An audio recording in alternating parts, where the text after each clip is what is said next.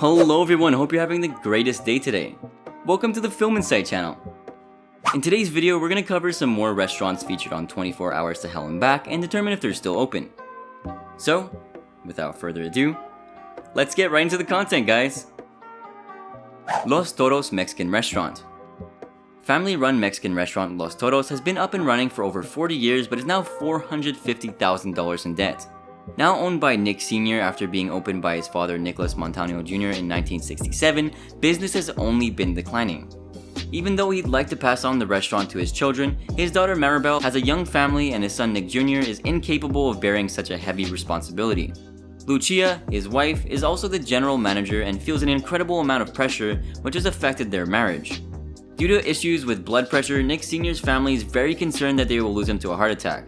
Desperately needing some guidance, Nick calls out for the help of Gordon Ramsay, hoping that he can save their restaurant. When arriving, Ramsay is disguised as usual, this time as an elderly man named Grandpa Jim alongside his fake family. Ordering some classic Mexican dishes, everything comes back tasting putrid and certainly not fresh. Unimpressed with his disgusting meal, Ramsay takes off his disguise and goes straight into the kitchen to confront the staff.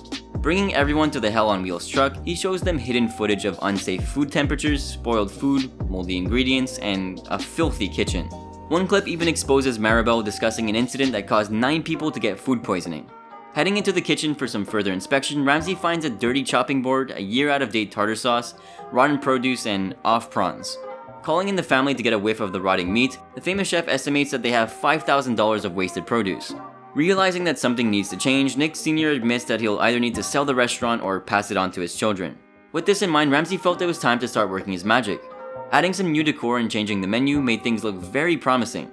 Upon the restaurant's relaunch, customers were incredibly happy with the new Los Toros, and even the food critics were pleased. Fast forward to several months after Ramsay left, the patrons are still in love with the changes made, and Chef Ramsay's dishes are still on the menu. Thankfully, there haven't been any more food poisoning incidents, and the staff started to follow a new labeling system. Both Nick Jr. and Maribel have stepped up to their roles, which allowed for their parents to go on a vacation. Reviews on Yelp are quite mixed, with them rocking 3 stars across a crazy 1,590 unique reviews. Some love the food, while others think it tastes bad. You can't please everyone though. Catfish Cabin. Opening in 1971, Catfish Cabin is a restaurant in Memphis, Tennessee, owned by Charles and his daughter Rachel, who later went on to become the manager. Both seem to argue constantly, and worse, Rachel always clashes with general manager Geraldine. As a result of the toxic environment, the standards have gone down, which has really only hurt the business. Not knowing how else to improve things, Charles and Rachel reach out to the legendary Gordon Ramsay for some aid. Arriving disguised as a construction worker, Ramsay enters the restaurant with an entourage of other local construction workers. Wanting to test the food, he orders some staple Memphis dishes, which takes an hour to arrive and just tastes bland. Repulsed by the horrible service, Chef Ramsay takes off his disguise and brings the staff to the Hell on Wheels truck, where he shows them the footage he captured of the restaurant. What it reveals is a filthy kitchen, cross-contaminated food, cockroaches, and rotting bugs on the floor. Following what is a lot of arguing, the renovation team decided on completely taking everything out of the dining room and starting from fresh. When Ramsay goes to inspect the kitchen in person, he finds rotten meat and fish in the walk-in fridge, uncovered and unlabeled produce, as well as pools of oil. To help things go faster, the famous chef gets the kitchen staff to thoroughly clean the kitchen while the rest of the staff help with rebuilding the dining room. Later on, Ramsay is shown some footage of Geraldine taking cash from the register, which results in Rachel firing her. With the general manager gone, Ramsay finds someone else to lead the restaurant, then helps the staff with learning the new menu. Once everything was set up, Catfish Cabin eventually relaunched, and despite a few hiccups, the customers seemingly loved the updated decor and improved menu. A couple months after the 24 Hours to Hell and Back team left, the restaurant's sales certainly improved. According to Charles, Rachel has proven to be a great leader and did amazing as the new manager.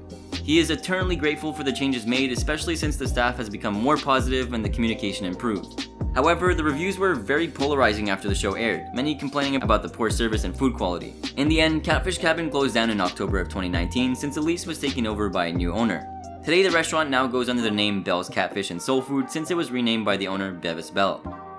Madeiras Bakery and Bistro. In 2002, Carrie Reese decided to open up Madeiras Bakery and Bistro in Los Angeles, California. Carrie's daughters, Tiffany and Marissa, work at the bistro as servers, but the stress of the restaurant has caused some tensions to rise in the family.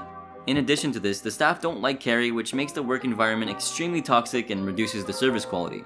With no more options left, the owner reaches out to Chef Ramsay, hoping that he can set things straight.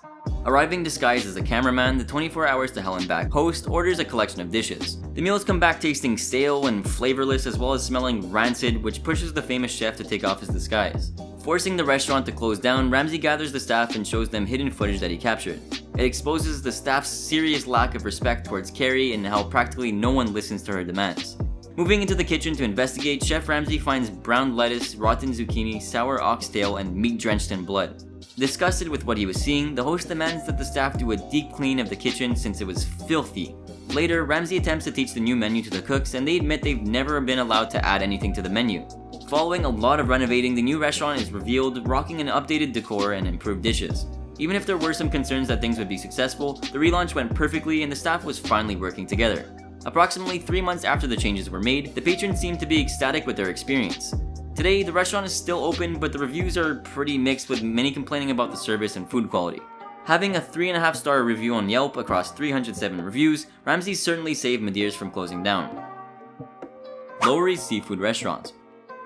After 8 decades of being in business, Lowry's Seafood Restaurant was passed down to Doobie Lowry and his brother David. Since Doobie was given complete ownership while David was assigned as a manager, a rift between the brothers grew. Getting into constant fights resulted in a breakdown of communication, which only hurt the business. Lowry's is only capable of pushing on because their parents have invested hundreds of thousands of dollars to keep it afloat, though it's very close to closure. Most of the staff blame the business's downfall on Doobie, who slacks off and doesn't know how to properly run a restaurant. Considering the fact that things were getting really bad, David called out to Chef Ramsay for some aid. Arriving undercover with a group of local pensioners, he's instantly assaulted with the pungent smell of seafood upon entering. Ordering some dishes from the menu, the meals come back spoiled, overcooked, and tasting sour. Branding the service as dreadful, Ramsay brings the staff to his Hell on Wheels kitchen truck to show them the hidden footage he captured. It reveals low quality food, expired ingredients, and a staff member admitting that the restaurant had a salmonella outbreak. Forcing the manager and owner to clean the kitchen, Ramsay spends some time alone with the staff. They admit that the biggest problem is the restaurant's lack of leadership and the fact that they waste money on produce daily. Inspecting the walk-in, it's covered in dangerous black mold, nothing seems to be dated, and there's raw beef stored next to cooked meat. Getting the staff to discard the rotting produce and deep clean the kitchen, Ramsay attempts to mend Doobie and David's relationship by getting their mother involved. Thanks to a touching heart-to-heart, the brothers seem to be on the same page and the famous chef could finally make some changes. Revamping the menu and changing the decor seemed to really please not only the staff but the customers upon their relaunch. Several months later, it seems like the business has increased and the restaurant just keeps getting new faces.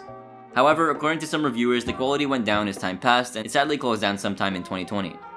Well, that'll be all for today's video here on the channel. I do hope you enjoyed, and if you did, be sure to drop a massive like down below and comment your thoughts.